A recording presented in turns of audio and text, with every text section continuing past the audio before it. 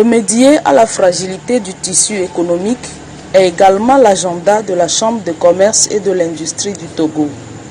Afin de parvenir à cet objectif et générer de l'emploi à la jeunesse, tout comme garantir une certaine prospérité collective partagée, il a été question d'auditer la performance des entreprises. Cette activité paraît plus importante quand on sait que le Togo, depuis le 19 août 2017, connaît une instabilité économique liée aux revendications de la coalition des 14 partis politiques de l'opposition exprimées à travers des manifestations publiques. La Chambre de commerce et de l'industrie du Togo, dans son rôle de moniteur du secteur privé, prend ses responsabilités et attire l'attention des protagonistes politiques en mettant sur la place publique, ce 12 avril 2018, les conséquences désastreuses qu'engendre depuis presque 6 mois la crise sociopolitique sur le climat des affaires au Togo. Cette action était de prendre la mesure de la situation et d'en évaluer les enjeux économiques réels, ceci dans le but de proposer, autant que faire se peut, des pistes de solutions aux divers acteurs de la vie socio-économique. Mesdames et messieurs, les résultats de cette enquête sont édifiants. Loin de prétendre informer les uns et les autres des difficultés que chacun sait réelles, elle a le mérite de quantifier sur un échantillon conséquent d'entreprises installées dans toutes les régions. Les résultats ont été sommairement présentés par la directrice générale de la Chambre de commerce et de l'industrie, Madame Karine Edo.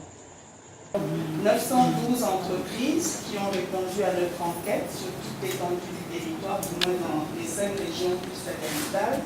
308 sont localisées dans les régions, donc 38,16%. Donc le président l'a dit, la baisse du chiffre d'affaires est importante.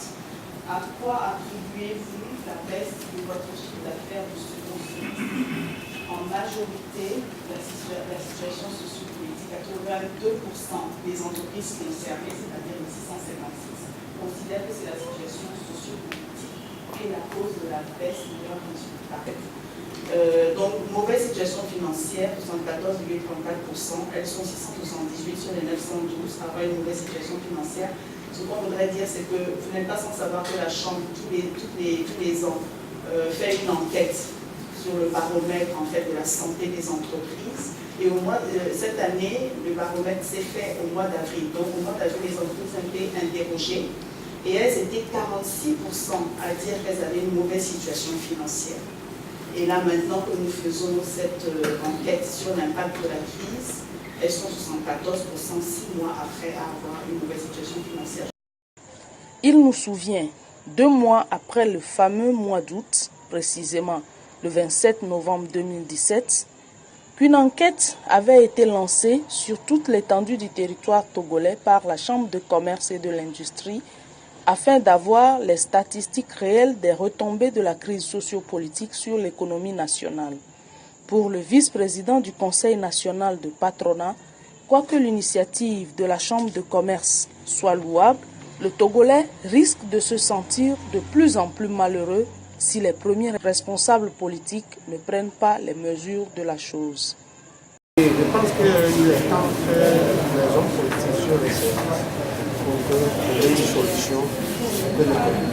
Parce que si l'économie est à terre, beaucoup de conséquences négatives sur notre pays, notamment l'insécurité, le développement sera ralenti. Et je pense que les Togolais se sentiront plus malheureux qu'avant. Donc il est temps qu'une solution soit trouvée à cette crise-là. Attirer l'attention des deux partis, à savoir le gouvernement et les partis politiques de l'opposition, que tous, ils gagneront si les opérateurs économiques togolais se sentaient mieux. Parce que aucun d'entre eux pourrait prendre le pouvoir avec une économie à terre.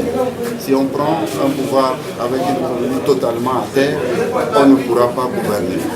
Donc nous demandons qu'il y ait une amélioration du climat des affaires et de la situation sociopolitique pour nous permettre de pouvoir exercer normalement nos activités, car un opérateur économique n'est pas un politicien.